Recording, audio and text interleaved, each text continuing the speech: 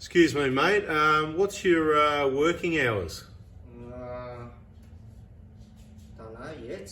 I actually really don't know how anybody's meant to get any work done with a sign like that on the wall. No working during drinking hours. I mean, how do you know what the hours are? You know, is it working hours or drinking hours now? Have a look at this. So this is a 1kd that's cracked a piston, right? Dirty old thing, had dead mice on it and whatever, chewing on the wires. But have a look, mate. I mean, you got to. With every one of these cracked pistons that we get to see in an engine, there's always a reason, whether it's that chip, the tune, the remap, the old flogged injectors, all the ones that have been messed with. Look, I just want to make an example, right? So this poor bloke, he's got no idea about what he's meant to do maintenance-wise, because who would, right? Unless you're actively researching 1kds or whatever your make or model of vehicle or engine is to know what you need to do and what the pitfalls are, what are the common problems that you need to avoid. You're not going to know, right? So maybe that's what you should do. So everybody should do that, just like everybody probably should subscribe and turn on the bell now. But people will do what they do. These nozzles, see these as a seal here? These are a seal. You don't put sealant on them. So whoever's worked on this, look at it. 1, 2, all of them, they're like glued in there. So if somebody does that, what does it tell you? It tells you they've got no idea, because these seals, they don't leak. There's no need to do that. But you look how filthy everything is here. This is what I always point out.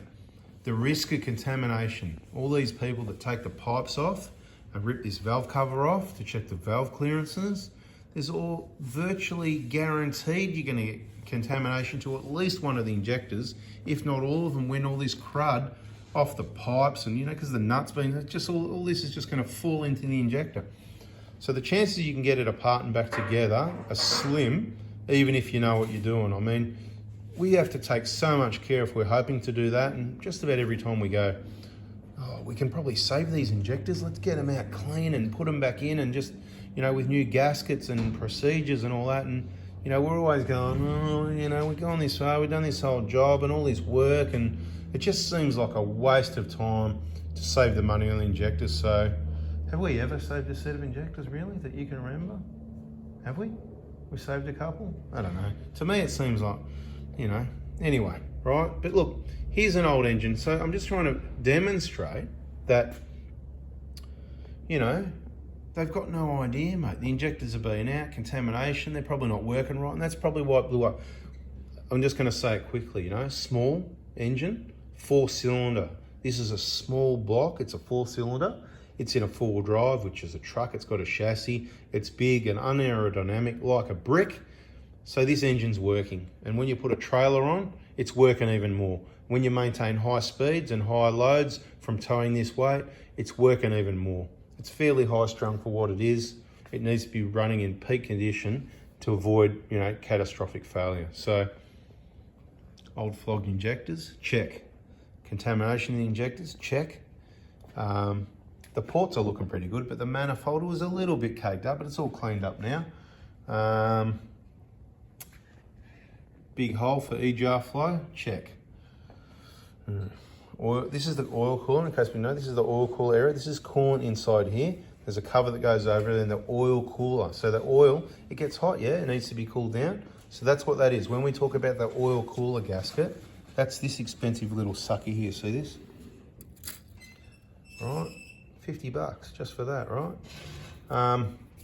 I don't know how they can justify it, because the inlet manifold gasket's about 1/3 of the price. It looks about the same to me. The inlet one's actually bigger, but anyway.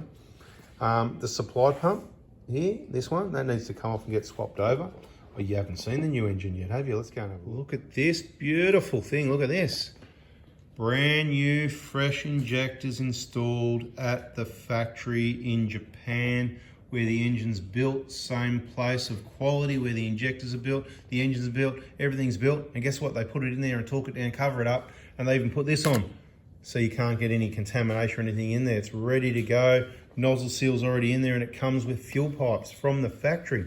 It's actually pretty good value for money. All that being said, the last couple of engines we've purchased went up quite a sizable amount. They went up a 4-figure amount, you know, so up there in the, I can't remember exactly, $1,000 and something dollars, more than $1,000 increase, 1,000 or two.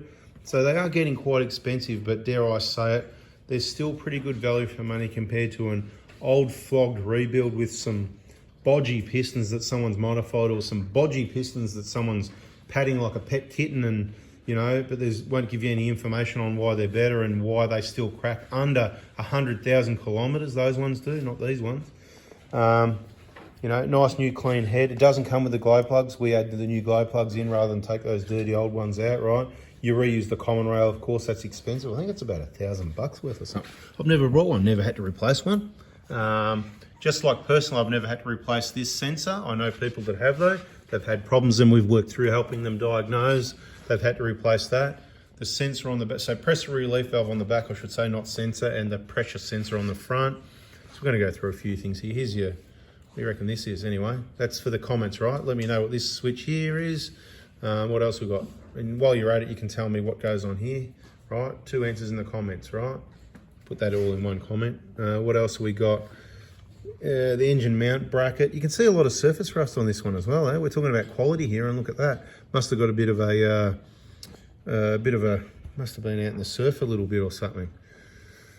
So yeah, oil cooler. That's what we're. This is the oil cooler, right? So you can see where your oil filter goes, and inside behind there is the oil.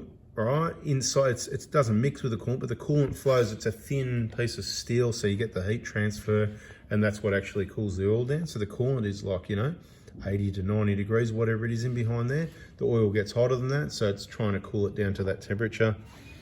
Let's have a look. What do we got around the front here? So of course, this is not your thermostat housing up the top here. That's just your top radiator hose housing, if you like. So you need, if you change your engine, you need a gasket for that as well.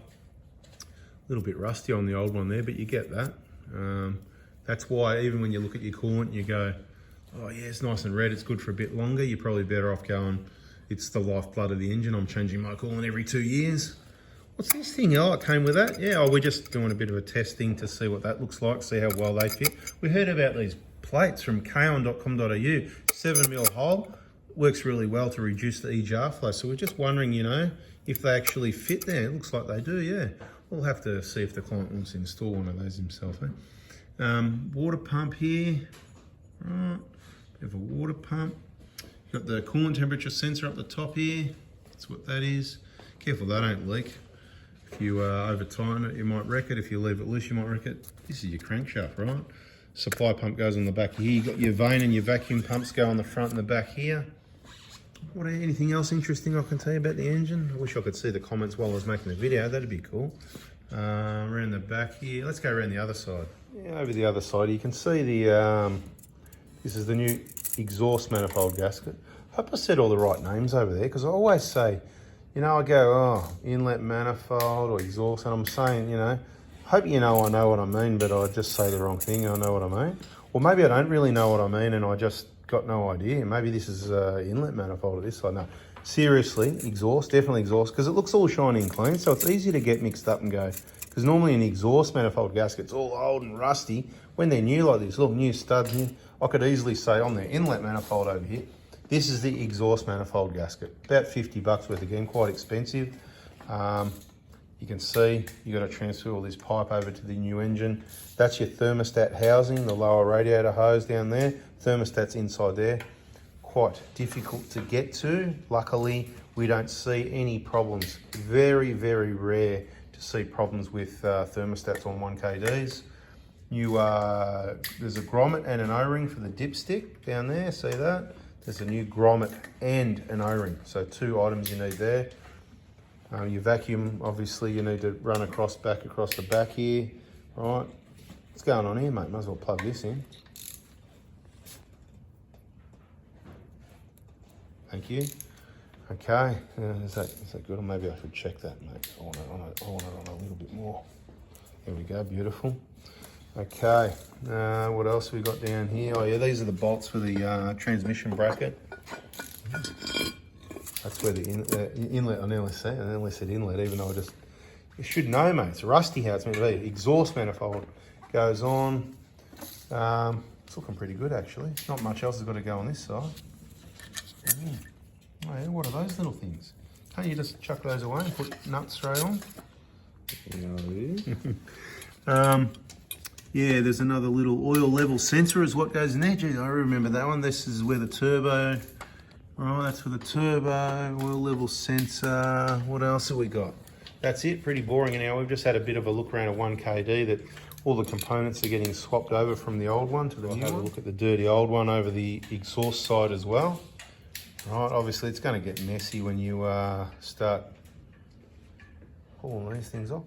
Oh, that's a nice green drain tray. Look at those. They're handy, those green ones, aren't they? Nice big one, yeah. Yeah, and people say, oh, you see in the comments, because I was talking about those drain trays, someone said, oh, I vote a hoist, I'll just get a, mate, we're talking about, you know, options here, you know. Sometimes you might be draining the engine oil and you want to be quick and just whiz through and drop out your transfer case. It's only a litre or two. It's so quick, and I find it quick and easy to use stuff like that, because if it's a small amount of oil, drop your plug out, catch it in there, lower it down to the ground, go to your next one, crack the plug loose. By the time you crack the plug next on the next one, put the plug back in that one, bring it to the next one, lift it up, take the plug out, catch the oil, lower it to the ground. I don't know, it works quick rather than pushing big trolleys around. But anyway, each to their own. I mean, if you've got a hoist, of course, yeah, you do whatever you want to do. Anyway, just wanted to show you, we've got the harmonic balancer here that's going to be coming off soon. Water pump stays there because there's a new one on the engine, as we said, and it's going to get all new timing gear on the front of the new engine. You know, you can see the rust on this. Something to think about as well. Watch our BFE, check out our playlist there, because you can see the line in the middle of the plastic there where that timing cover has been making contact. But when you get around up to the top here, see you got that line, see you got it over here, finishes about there, nothing at the top, and that starts again kind of around about here. A little bit extra the moly coat we put on that seal there, maybe at the top, because you know the plastic over time just gets a little bit distorted out of shape, and a little bit of water might be able to get in, and that's why it's important to come back to engine washing for a minute. If you give the engine a wash down, you blow it dry, and then you run the engine and you drive it so that it'll, because you know it only takes a few drips to get in there and just leave sort of stains like that. This is not designed to be wet, but it can handle a little bit of water. It'll just dry up, happy days, but it's not something that you want to be happening. So when you put your cover back on, we use the moly coat, just a little bit of extra to help try and seal it up. I wouldn't suggest you use the RTV silicone. You might have trouble getting it off next time. Anyway, we're just here with this cracked piston engine, swapping over all the components, ready to put it back in the vehicle. Hope you liked a bit of chit chat. Good afternoon, and catch you all on the next video. See ya. Oh, look, and see the plug? See the plug on the old block? You know, the one that leaks oil, the O-ring and the plastic?